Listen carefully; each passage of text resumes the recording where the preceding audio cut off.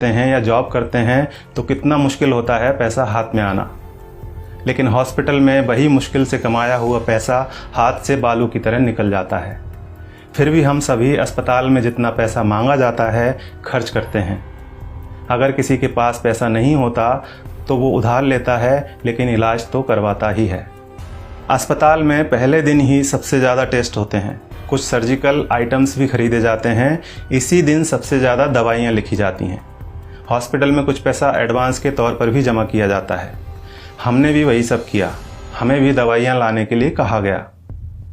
आजकल हर हॉस्पिटल का अपना मेडिकल स्टोर होता है, सो यहाँ भी था।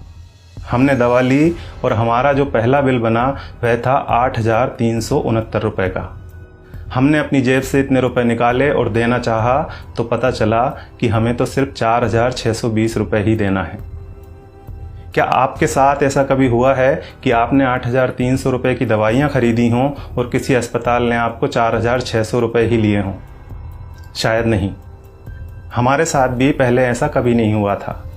अब यह बिल देखिए, दवाओं की कुल कीमत है 8,369 रुपये, जिसके नीचे लिखा है डिस्काउंट 3,748 रुपये। नेट अमाउंट है 4,600 रुपये, जिसका भुगतान हमें करने के लिए कहा गया। ऐसे हमारे पास और भी कई बिल हैं। हमने 5 दिन एडमिट रहने के दौरान वहाँ से कई बार दवाइयाँ खरीदी और हर बिल पर हमें ये छूट मिली। सबसे बड़ी बात यह थी कि ये डिस्काउंट हमें मांगने पर नहीं मिला था, ये बिना मांगे हमारे बिना आग्रह किए पूरे सम्मान के साथ हमें दिया गया था, क्योंकि ये डिस्काउंट वहाँ उनके बिलिंग सॉफ्टवेयर में ही फीड कर दिया गया है। और आप यह जानकर हैरान होंगे कि डिस्काउंट का प्रतिशत 2, 4 या 10% नहीं है, यह बहुत ज़्यादा है। कुछ सर्जिकल और इंजेक्टेबल में डिस्काउंट 91% यानी 91% तक हैं, और जितने भी पेशेंट वहाँ एडमिट हैं सबको इसका लाभ मिल रहा है।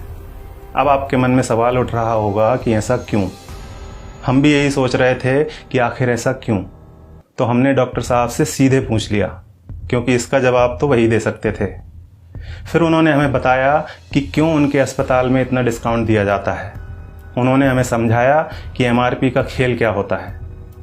एक उदाहरण के तौर पर उन्होंने बताया कि एक इंजेक्शन 270 रुपये का आता है और उस पर MRP आती है 1,000 रुपये। उन्होंने कहा कि मेरा मन नहीं माना कि मैं 270 रुपये का वह इंजेक्शन अपने पेशेंट को 1,000 रुपये में बेच दूँ।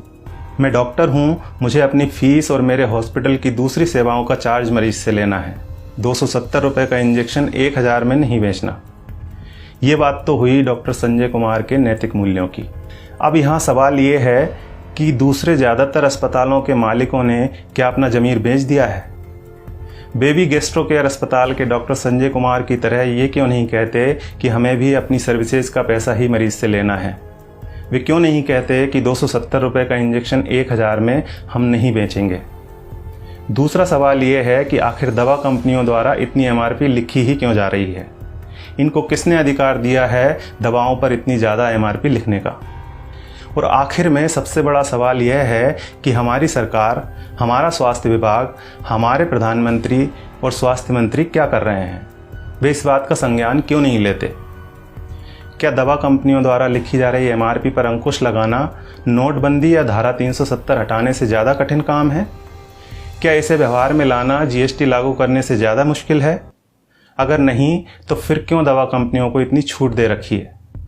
उन्हें इस बात को संज्ञान में लेना ही चाहिए और जल्दी से जल्दी MRP पर अंकुश लगाना चाहिए। जब तक ऐसा नहीं होता है तब तक आपको और हमें अपनी आवाज़ उठानी ही पड़ेगी, और ये इतना मुश्किल भी नहीं है। हम सबको बस इतना करना है कि अगर 270 रुपये का इंजेक्शन हमें 1,000 रुपये में दिया जा रहा है तो हमें कहना है भैया 300 लगा लो, चलो भैया 400 ले लेना। इसके साथ ही एक काम और करना है, और वो ये है कि इस वीडियो को ज़्यादा से ज़्यादा शेयर करना है। धन्यवाद।